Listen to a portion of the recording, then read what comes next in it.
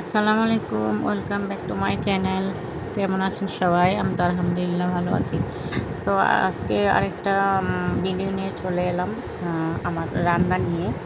আমি কিভাবে আমার মতো পোলাও রোস্ট রান্না করি।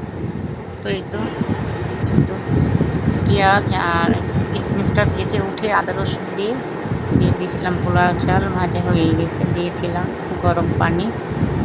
তো আমার এখানে 1 কেজি চাল ছিল, 1.5 কেজি পানি ছিল।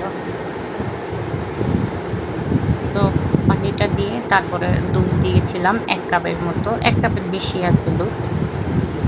কাঁচামরিচ দিয়ে তারপরে বলক চলে এলো, একদম ঝরঝরে অনেক সুন্দর হয়েছিল। তারপর আমি সেই যে ভাজা বেরেস্তা কিশমিশ উঠে রাখছিলাম সেটা দিয়ে দিলাম। তো আমি একটু ঝরঝরা হয়ে নামিয়ে রেখে দিলাম। তারপরে দিয়ে দিলাম রোস্ট ভাজার জন্য।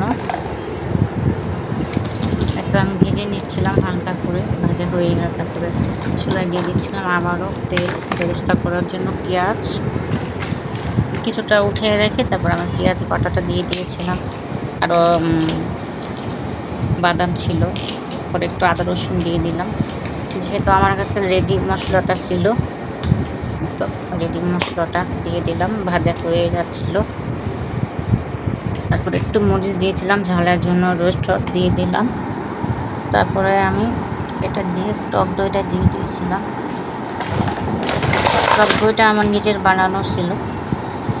তো এই তো কষানোর পরে দিয়ে দিচ্ছিলাম আবারও কাঁচামরিচ, তারপরে দিয়ে আসলো,